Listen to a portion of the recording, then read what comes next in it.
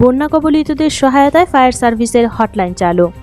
3 দিন ধরে টানা বৃষ্টিপাত ও ভারতের উজানের পানিতে মুহুরী, কহুয়া ও শিলোনিয়া নদীর বন্যা নিয়ন্ত্রণ বাঁধের 17টি ভাঙন অংশে পানি প্রবেশ করে প্লাবিত হয়েছে শতাধিক গ্রাম, যার ফলে 1 মাসের ব্যবধানে তৃতীয় দফায় ভয়াবহ বন্যার কবলে পড়েছে ফেনীর পরশুরাম, ফুলগাজী ও ছাগলনাইয়া উপজেলার কয়েক লাখ মানুষ।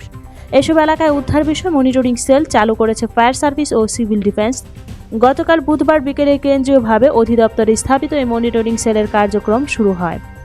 ফায়ার সার্ভিসের মিডিয়া সেল থেকে পাঠানো এক প্রেস বার্তায় জানানো হয়েছে, সারা দেশের বন্যা কবলিত এলাকার উদ্ধার কাজ বিষয়ে যে কোনো সেবা গ্রহণের জন্য ফায়ার সার্ভিসের হটলাইন নম্বর 102 এবং কেন্দ্রীয় নিয়ন্ত্রণ কক্ষের নিয়মিত ফোন নম্বর 022233555555 চালু থাকবে। পাশাপাশি মনিটরিং সেলের সার্বক্ষণিক যোগাযোগের জন্য 017130388181 মোবাইল নম্বর ব্যবহার করা যাবে। এর পাশাপাশি জাতীয় জরুরি সেবা 999 কল করেও ফায়ার সার্ভিসের এ সংক্রান্ত সেবা গ্রহণ করা যাবে।